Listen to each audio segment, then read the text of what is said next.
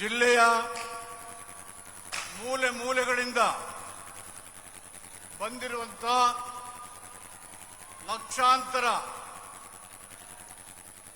ಅಭಿಮಾನಿಗಳಿಗೆ ಹೃದಯ ತುಂಬಿದ ಸ್ವಾಗತ. ಮೈಸೂರು ಜಿಲ್ಲೆ ಮತ್ತು ನಗರದಲ್ಲಿ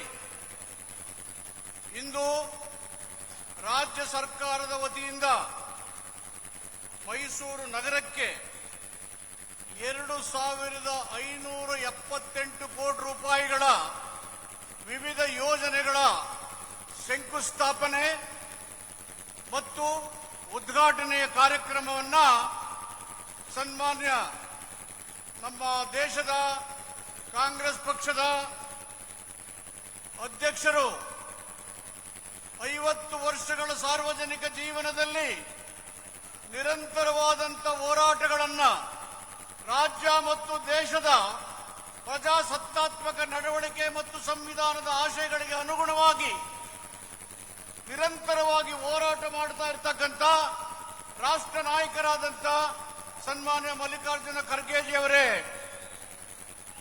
ನಾಡಿನ ಸಮಸ್ತ ಅಭಿವೃದ್ಧಿಯನ್ನ, ಎಲ್ಲ ಜನರ ಹಿತವನ್ನ, ಸಮುದಾಯಗಳ ಸಾಮರಸ್ಯವನ್ನ, ಸರ್ವಾಂಗೀಣ ಅಭಿವೃದ್ಧಿಯನ್ನು ಬಯಸಿ ಸಾಮಾಜಿಕ ನ್ಯಾಯ ಮತ್ತು ಸಂವಿಧಾನದ ಆಶಯಗಳಿಗೆ ಪ್ರೇರಕವಾಗಿ ಕಾರ್ಯವನ್ನು ನಿರ್ವಹಿಸಿ ರಾಜ್ಯವನ್ನು ಅಭಿವೃದ್ಧಿಯ ಮುಂಚೂಣಿಗೆ ತರ್ತಾ ಇರತಕ್ಕಂಥ ಪ್ರಯತ್ನದಲ್ಲಿ ನಮ್ಮೆಲ್ಲರನ್ನ ಒಗ್ಗಟ್ಟಾಗಿ ತೆಗೆದುಕೊಂಡು ಹೋಗಿ ರಾಜ್ಯವನ್ನ, ವಿಶೇಷವಾಗಿ ಮೈಸೂರು ಜಿಲ್ಲೆ ಮತ್ತು ನಗರವನ್ನ, ಚಾಮರಾಜನಗರ ನಗರವನ್ನ ಅಭಿವೃದ್ಧಿಯ ಪಥದ ಮುಂಚೂಣಿಗೆ ತರತಕ್ಕಂಥ ಪ್ರಯತ್ನವನ್ನು ಮಾಡಿರ್ತಕ್ಕಂಥ ನಮ್ಮೆಲ್ಲರ ನೆಚ್ಚಿನ ನಾಯಕರಾದಂಥ ಸಮರ್ಥ ಆಡಳಿತಗಳಾದಂಥ ಸನ್ಮಾನ್ಯ ಮುಖ್ಯಮಂತ್ರಿ ಸಿದ್ದರಾಮಯ್ಯನವರೇ, ಈ ಕಾರ್ಯಕ್ರಮದಲ್ಲಿ ಮುಖ್ಯ ಅತಿಥಿಗಳಾಗಿ ಆಗಮಿಸಿರ್ತಕ್ಕಂಥ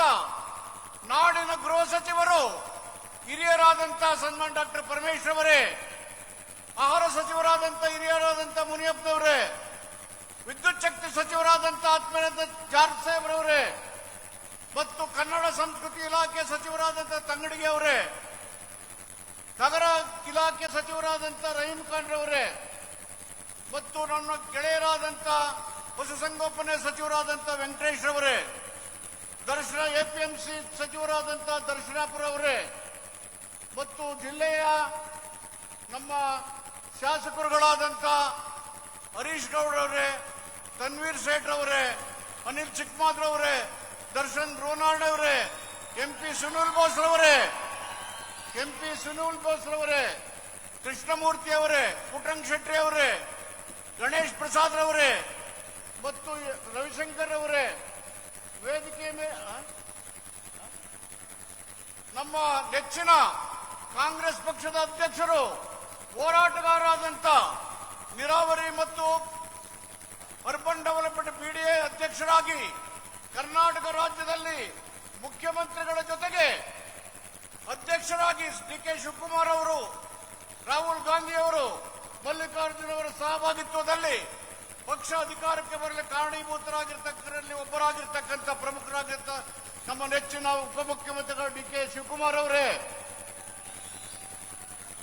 ವೇದಿಕೆ ಮೇಲಿರ್ತಕ್ಕಂಥ ವಿಧಾನ ಪರಿಷತ್ತಿನ ಸದಸ್ಯರುಗಳಾದಂಥ ಡಾಕ್ಟರ್ ತಿಮ್ಮಯ್ಯ ಅವರೇ, ಪುಟ್ಟಣ್ಣ ಅವರೇ, ನಜೀರ್ ಅಹಮದ್ ಅವರೇ ಮತ್ತು ನಮ್ಮ ಗ್ಯಾರಂಟಿ ಸಮಿತಿ ಅಧ್ಯಕ್ಷರಾದಂಥ ರೇವಣ್ಣ ಅವರೇ, ವಿವಿಧ ನಿಗಮಗಳ ಅಧ್ಯಕ್ಷರೇ, ವಿವಿಧ ಇಲಾಖೆಯ ಕಾರ್ಯದರ್ಶಿಗಳೇ, ಮುಖ್ಯ ಅಧಿಕಾರಿಗಳೇ, ಜಿಲ್ಲಾಧಿಕಾರಿ ಮತ್ತು ಜಿಲ್ಲೆಯ ನಮ್ಮ ಎಲ್ಲ ನೆಚ್ಚಿನ ಅಧಿಕಾರಿಗಳೇ, ಪತ್ರಿಕಾ ಮತ್ತು ಮಾಧ್ಯಮದ ಸ್ನೇಹಿತರೆ, ಈ ಸಭೆ ಅಭಿವೃದ್ಧಿಯ ಸಭೆ.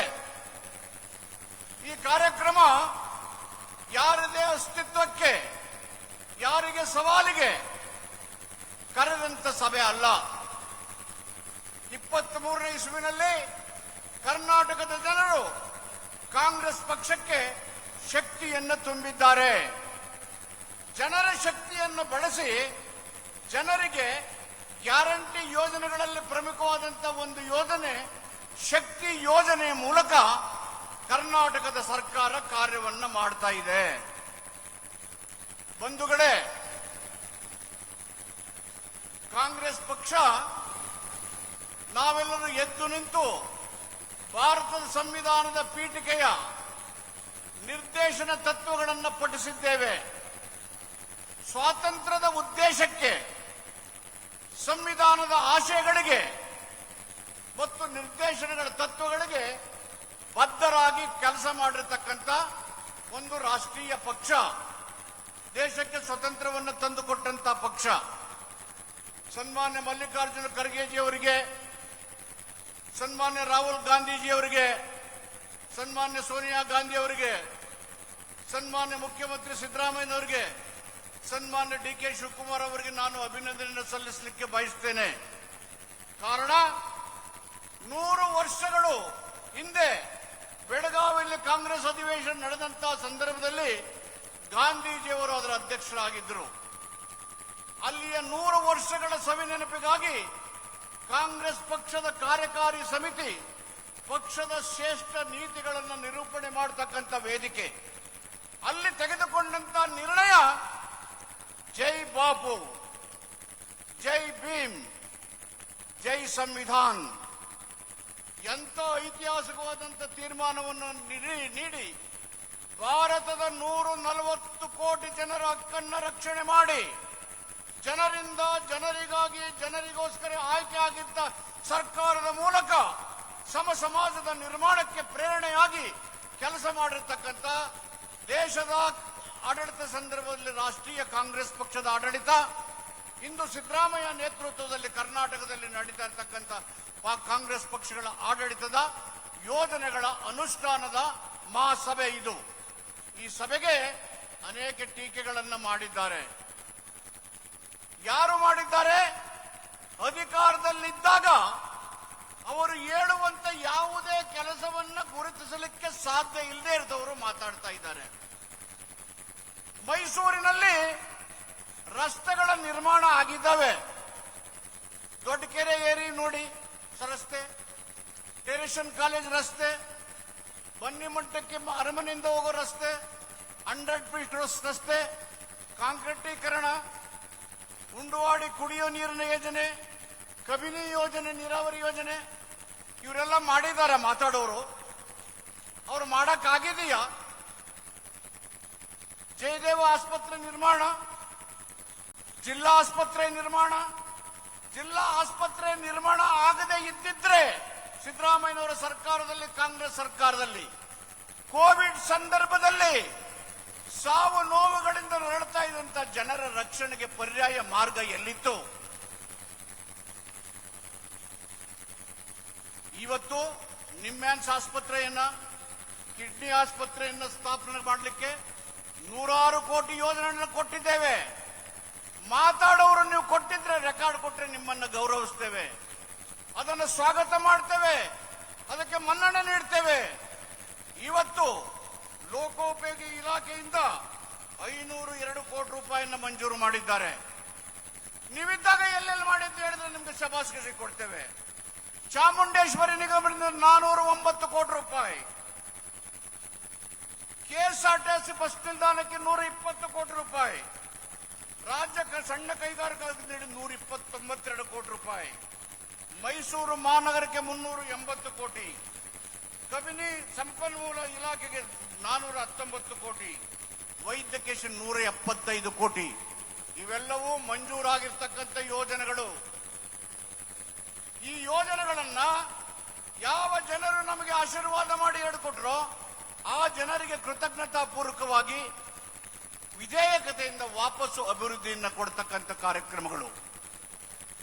ಮೈಸೂರು ನಗರ ನಾಲ್ವಡಿ ಕೃಷ್ಣರಾಜ ಒಡೆಯರ ನಂತರ ಅಭಿವೃದ್ಧಿಯನ್ನ ಕಂಡಿದ್ರೆ ಅದು ಕಾಂಗ್ರೆಸ್ ಸರ್ಕಾರದ ಆಡಳಿತದಲ್ಲಿ, ಸಿದ್ದರಾಮಯ್ಯರ ನೇತೃತ್ವದ ಸರ್ಕಾರದಲ್ಲಿ ಅಂತ ಹೇಳಲಿಕ್ಕೆ ನನಗೆ ಅತೀವ ಸಂತೋಷ ಆಗ್ತಾ ಇದೆ. ಕಾಂಗ್ರೆಸ್ ಪಕ್ಷ ಸಾಮಾಜಿಕ ನ್ಯಾಯದಲ್ಲಿ, ಸಮಾನತೆಯಲ್ಲಿ ನಂಬಿಕೆಯನ್ನ ಇಟ್ಟು ಜನರಿಗೆ ಕೊಟ್ಟಂತ ಚುನಾವಣಾ ಆಶ್ವಾಸಗಳನ್ನ ಈಡೇರಿಸಿ 5 ಗ್ಯಾರಂಟಿಗಳನ್ನು ಕೊಟ್ಟಿದ್ದೇವೆ. 5 ಗ್ಯಾರಂಟಿಗಳು ಯಾವುದೇ ಪಕ್ಷದ ಸದಸ್ಯರಿಗೆ ಕೊಟ್ಟವಲ್ಲ, ಯಾವುದೇ ಧರ್ಮ ಅಥವಾ ಜಾತಿಗೆ ಕೊಟ್ಟದ್ದಲ್ಲ. ಕೋಟ್ಯಾಂತರ ಜನರು ಮಾಸಿಕವಾಗಿ ನಿರ್ದಿಷ್ಟವಾದಂತ ಆದಾಯಗಳೇ ಇಲ್ಲದೆ ಜೀವನ ನಡೆಸುವಂತ ಜನ ಸಮುದಾಯಗಳಿಗೆ ಆರ್ಥಿಕ ಸ್ವಾವಲಂಬನೆಯನ್ನು ಕೊಡಲಿಕ್ಕೆ ಸಂವಿಧಾನದ ಸಮಾನತೆ ಮತ್ತು ಸಮಾನ ಅವಕಾಶಗಳು, ಘನತೆ ಮತ್ತು ಗೌರವದಿಂದ ಬದುಕುವಂತ ಸಂವಿಧಾನದ ಆಶಯಕ್ಕೆ ಪೂರಕವಾಗಿ ಕೊಟ್ಟಂತ ಸಂವಿಧಾನದ ಆಶಯಗಳ ಜಾರಿಯ ನಿರ್ಧಾರ ಕಾಂಗ್ರೆಸ್ ಸರ್ಕಾರ ಮತ್ತು ಸಿದ್ದರಾಮಯ್ಯ ಸರ್ಕಾರ, ಡಿ.ಕೆ. ಶಿವಕುಮಾರ್ ಸರ್ಕಾರ ಮತ್ತು ಖರ್ಗೆಜಿಯವರ ಸರ್ಕಾರ ಹೇಳಲಿಕ್ಕೆ ನನಗೆ ಅತೀವ ಸಂತೋಷ ಆಗ್ತದೆ. ಬಂಧುಗಳೇ, ಇವತ್ತಿನ ಈ ಕಾರ್ಯಕ್ರಮ ಸಂಪೂರ್ಣವಾಗಿ ಅಭಿವೃದ್ಧಿಗೆ ಮೀಸಲಿಟ್ಟಿರ್ತಕ್ಕಂಥ ಕಾರ್ಯಕ್ರಮ. ನಮ್ಮ ಜಿಲ್ಲಾ ಆಡಳಿತ ವ್ಯವಸ್ಥಿತವಾಗಿ ಈ ಯೋಜನೆಗಳ ಅನುಷ್ಠಾನಗಳನ್ನು ಮಾಡಿ ಜನರಿಗೆ ಕೊಟ್ಟಂತ ಮಾತುಗಳನ್ನು ಈಡೇರಿಸಲಿಕ್ಕೆ ಪ್ರಾಮಾಣಿಕವಾಗಿ ಪ್ರಯತ್ನ ಮಾಡ್ತಾ ಇದ್ದೇವೆ. ಯಾರು ಕೆಲಸ ಮಾಡಿಲ್ವೋ ಅವರು ಮಾತುಗಳ ಮೂಲಕ ಮೈ ಪರಿಚಿಕೊಳ್ತಕ್ಕಂಥ ಕೆಲಸ ಮಾಡ್ತಾ ಇದ್ದಾರೆ. ಅವರು ಮಾಡಿದ್ದೇವೆ ಅಂತ ಇಂಥ ದಾಖಲಾತಿಗಳು ಗುರುತನ್ನು ಸೋರಿಸಿದ್ರೆ ಖಂಡಿತವಾಗಿ ಗುಣಕ್ಕೆ ಮತ್ಸರ ಇಲ್ಲ, ಅದನ್ನ ಟೀಕೆ ಮಾಡೋದಿಲ್ಲ. ಕೆಲಸನೇ ಮಾಡದೇನೆ, ಅಭಿವೃದ್ಧಿಯನ್ನೇ ಕಾಣದೆ ರಾಜಕೀಯ ಕಾರಣಕ್ಕೆ ಮಾತಾಡಬೇಕು ಅನ್ನೋರ ಮಾತನ್ನ ನಿಲ್ಲಿಸಿ ಅಭಿವೃದ್ಧಿಯ ಕಡೆಗೆ ಗಮನ ಹರಿಸೋಣ. 3 ವರ್ಷಗಳ ಮುಗಿದ ಅವಧಿಯಲ್ಲಿ ಜನರಿಗೆ ಕೊಟ್ಟಂತ ಆಶ್ವಾಸನೆಗಳನ್ನು ಈಡೇರಿಸಿ ಕರ್ನಾಟಕ ಸರ್ಕಾರ, ಸಿದ್ದರಾಮಯ್ಯ ನೇತೃತ್ವದ ಸರ್ಕಾರ ನುಡಿದಂತೆ ನಡೆದಿದ್ದೇವೆ. ನಾವು ಏನು ಹೇಳಿದ್ದೇವೆ ಅದನ್ನ ಮಾಡಿದ್ದೇವೆ, ನಾವು ಏನು ಮಾಡಿದ್ದೇವೆ ಅದನ್ನು ಹೇಳ್ತಾ ಇದ್ದೇವೆ. ಸಿದ್ದರಾಮಯ್ಯನವರು ಒಬ್ಬ ಪ್ರಾಮಾಣಿಕ ರಾಜಕಾರಣಿಗಾಗಿ ಜನಸಾಮಾನ್ಯರ ಜೊತೆಗೆ ಬೆರೆತು ಹೋರಾಟಗಳ ಮೂಲಕ ಇವತ್ತು ಸಮಾಜದ ನಿರ್ಮಾಣವನ್ನು ಮಾಡಿ ಒಂದು ಅಸ್ಥಿರವಾದಂತಹ ಸಮಾಜವನ್ನು, ಸ್ಥಿರ ಸಮಾಜವನ್ನು ಕಟ್ಟಲಿಕ್ಕೆ ಪ್ರಯತ್ನ ಮಾಡ್ತಾ ಇದ್ದಾರೆ. ಅದಕ್ಕೆ ಪ್ರೇರಣಾ ಶಕ್ತಿಯಾಗಿ ಕಾಂಗ್ರೆಸ್ನ ಅಧ್ಯಕ್ಷರಾದಂಥ ಮಲ್ಲಿಕಾರ್ಜುನ ಖರ್ಗೆಜಿಯವರು, ರಾಹುಲ್ ಗಾಂಧಿಯವರು ಮತ್ತು ಡಿ.ಕೆ. ಶಿವಕುಮಾರ್ ಅವರೆಲ್ಲರೂ ಒಟ್ಟಿಗೆ ಸೇರಿ ರಾಜ್ಯವನ್ನ ಸರ್ವಾಂಗೀಣ ಅಭಿವೃದ್ಧಿಯ ಕಡೆಗೆ ಒಯ್ಯೋಣ, ಎಲ್ಲ ಜನರಿಗೆ ನ್ಯಾಯವನ್ನ ಕೊಡಿಸೋಣ. ಸಮಾಜವಾದ, ಜಾತ್ಯತೀತವಾದ ಅಂದ್ರೆ ಸಮಾಜವಾದ ಅಂದ್ರೆ ಸಾಮಾಜಿಕ ನ್ಯಾಯ ಮತ್ತು ಆರ್ಥಿಕ ಸ್ವಾವಲಂಬನೆ. ಜಾತ್ಯತೀತವಾದ ಅಂತ ಹೇಳಿದ್ರೆ ಧರ್ಮ ನಿರಪೇಕ್ಷಿತವಾದಂತ ಆಡಳಿತವನ್ನು ಕೊಡ್ತಕ್ಕಂಥದ್ದು. ಇದು ರಾಜ್ಯಾಂಗದ ಆಶಯಗಳು. ಈ ಆಶಯಗಳನ್ನು ಈಡೇರಿಸಿ ರಾಜ್ಯದ ಮತ್ತು ಮೈಸೂರು ನಗರದ ಎಲ್ಲ ಗ್ರಾಮವನ್ನು ಅಭಿವೃದ್ಧಿಪಡಿಸಿ ಜನರೆಲ್ಲ ಸ್ವಾವಲಂಬನಾಗಿ ಮಾಡಲಿಕ್ಕೆ ಸಿದ್ದರಾಮಯ್ಯರ ನೇತೃತ್ವದ ಸರ್ಕಾರ ಪ್ರಾಮಾಣಿಕವಾದಂತಹ ಪ್ರಯತ್ನವನ್ನು ಮಾಡ್ತಾ ಇದ್ದೇವೆ. ಜನರು ಆಶೀರ್ವಾದವನ್ನು ನೀಡಿದ್ದೇವೆ. ಈ ಸಭೆಯನ್ನ ಯಾರನ್ನ ಟೀಕೆ ಮಾಡೋದಿಕ್ಕೆ, ಯಾರಿಗೆ ಬೆಂಬಲ ಕೊಡಲಿಕ್ಕೆ, ಯಾರಿಗೆ ಬೆದರಿಕೆ ಹಾಕಲಿಕ್ಕೆ ಕರೆದಂತಹ ಸಭೆ ಅಲ್ಲ. ಕಾಂಗ್ರೆಸ್ ಸರ್ಕಾರ, ಕಾಂಗ್ರೆಸ್ ಪಕ್ಷ ಅಭಿವೃದ್ಧಿಯ ಮೂಲಕ ಜನರಿಗೆ ನಾವು ಕೊಟ್ಟಂತ ಮಾತನ್ನ ಈಡೇರಿಸುವಂತ ಪ್ರಾಮಾಣಿಕವಾದಂತ ಆಡಳಿತ ಪ್ರಯತ್ನವನ್ನು ಮಾಡಿದ್ದೇವೆ. ಜನರು ಅದಕ್ಕೆ ಬೆಂಬಲ ಕೊಟ್ಟಿದ್ದಾರೆ. ಲಕ್ಷಾಂತರ ಜನರು ಬಂದು ಈ ಅಭಿವೃದ್ಧಿಯ ಕಾರ್ಯಕ್ರಮದಲ್ಲಿ ಭಾಗಿಯಾಗಿದ್ದೀರಿ. ನಿಮ್ಮೆಲ್ಲರಿಗೂ ಹೃತ್ಪೂರ್ವಕವಾದಂತಹ ಧನ್ಯವಾದಗಳನ್ನು ಹೇಳಿ